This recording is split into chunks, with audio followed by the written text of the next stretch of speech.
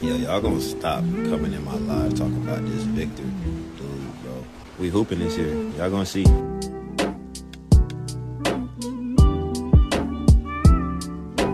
Alright team, I need y'all to lock in today because we're going to be going over a pretty good video. The Hoop Collective dropped this segment out of their podcast. Victor Wembanyama cleared Brian Windhorst's Spurs expectations. So they're going to be talking a little bit about the Spurs and Victor Wembanyama. If y'all don't know, he is cleared for all basketball activity. I don't know how he was not cleared and on that soccer field doing those crazy kicks we saw, landing all crazy, but he is set to return at the beginning of the season. He's going to be available for training camp, preseason, all of that. And the biggest thing is he's going to be able to get a full offseason to develop. Now, without wasting too much time, without yapping too much, let's go ahead and jump straight into this video because it's a little long. Some good and interesting news on Monday. Victor Wembanyama told L'Équipe in France that he had been cleared over the weekend. Actually, Friday, he was, I believe, McMahon, he was in Las Vegas, right? Wasn't he at these games? Oh, yeah. He just walked right in the, during that game, and big guy, can't really miss him as he's walking his courtside seat. Well, he apparently saw the Spurs medical staff in Vegas, just back from Tokyo. He's made 2 trips to Asia this offseason that we're aware of. I mean, one to China and one to Japan. He was dancing in a Japanese club last week. I saw some video from that. But anyway, the point is he has been cleared to resume basketball activities. He took 2 trips to Asia outside of basketball. I think Victor Wembanyama has a very interesting life. His interests are very interesting, if that makes sense. We know he went to be a monk for a week or 2, but the biggest news is that he's going to be able to work on his craft in the off season. And I watched this episode of Wemby on the Barbershop. It was like with Kai Cenat, LeBron, and all of them. And LeBron said the off season is a time where you get to reflect on yourself and work on yourself instead of worrying about the team. This is the time to better yourself and build for those moments you're going to see in the season. And Wemby didn't really get that last year with playing in Eurobasket. Not saying there's anything wrong with that because obviously he wants to support his country. I would want to do the same thing. But I think this offseason is going to be very essential to the Spurs' success and Wemby's success himself. He's a very detailed guy, and so I'm sure he already has a full plan for this offseason on what he can do to get better, and I think that's the most exciting part about this offseason. Victor Wembanyama very well might come back and be top 3 in MVP voting if the Spurs are a good team, because you got to be a good team to win that. But there's no doubt in my mind that he will be All-NBA first team. Now let's go ahead and skip forward to where they talk a little bit about the Spurs, because I have watched this video and I want to share my thoughts on what I was thinking when I was watching this video. The Spurs are a very interesting team. I don't know what the over-under would be. I don't know if we can go a little double or nothing. I believe I've probably chipped away at that dinner bet, despite the the fact that Wemby not playing 50 games waved it off. But they've got some really interesting pieces.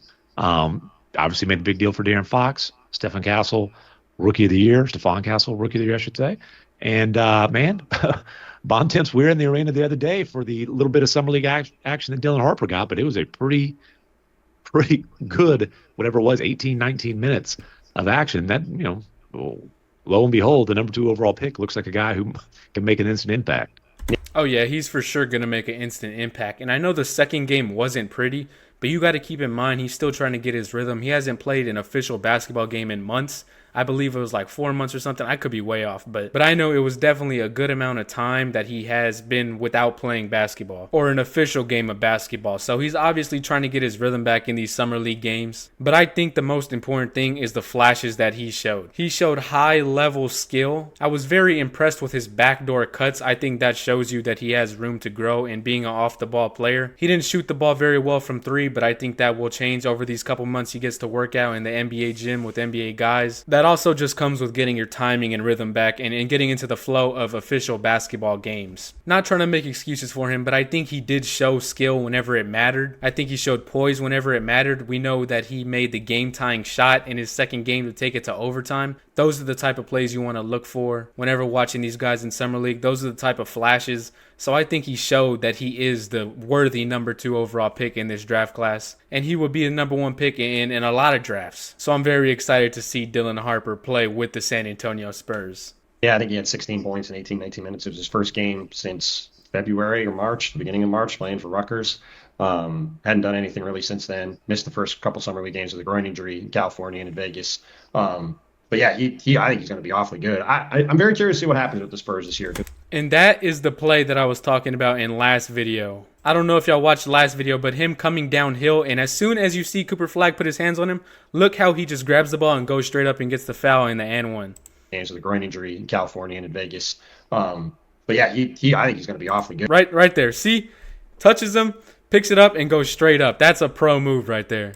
Good. I'm very curious to see what happens with the Spurs this year because they do have some present day talent with Victor and De'Aaron Fox.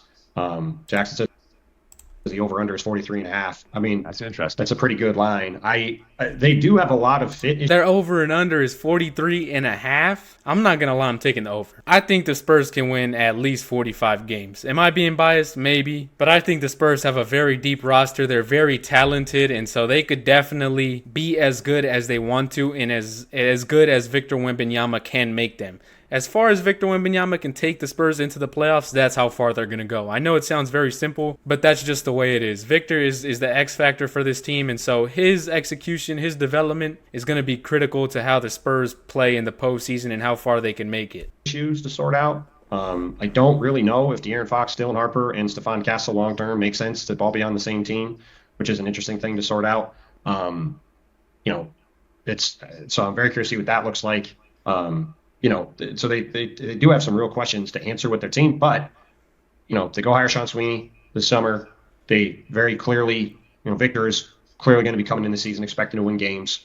They have the ability to move money around to go add more pieces if they want, if they choose to.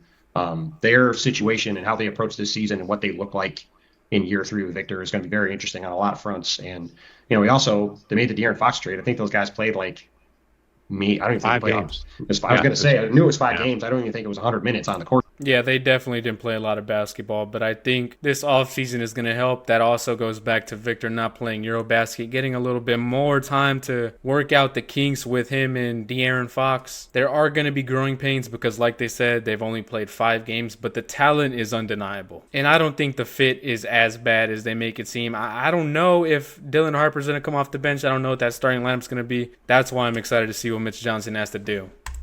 Together. So, they're basically going to be starting from scratch with that partnership too. So there's just a lot of stuff in San Antonio to get sorted out. And I mean, obviously we haven't even really hardly talked about it, but, mentioned Sean Sweeney, he's going to be coaching under Mitch Johnson, who is officially the successor to Greg Popovich. And, even though he was the interim coach for a lot of last season, it's a different thing when you're fully in the job and you come in from training camp and you're the guy replacing Greg Popovich with that team. So they are going to be one of the most interesting teams in the league next year. And it is going to be fun to see what that group ultimately looks like on the court because I think they expect that they're going to start winning games. And, as we've talked about a ton, the West is really, really hard. There is a report out of Europe today, by the way. I just looked that he still is not planning on playing in Eurobasket. I don't know if that's... Yep, that is what I said. But like I was saying, it's going to be very interesting for Mitch Johnson. Like he said, his program, same culture, which is why I like the Mitch Johnson hiring. But it's going to be a new program. It's going to be something different. And that could be a good thing for some reasons, but it also could be a bad thing where you have some learning curves. Mitch Johnson has never coached in the playoffs. So all these things are going to play a factor. But nonetheless, the Spurs are going to be a very good basketball team. I think the hirings with the assistant coaches are going to do wonders for the team. They're going to help out Mitch Johnson along the way. And even though he's a first-year head coach, it's not really his first year. He has had, I believe it's like 76 career games. So he has some experience being a head coach. But now he has to implement his own program and have the guys buy into that. So with that being said, y'all leave down below in the comment section y'all's guys' thoughts. Y'all leave a like, subscribe as always, and until next time, it has been your boy Chris, and I will catch y'all later.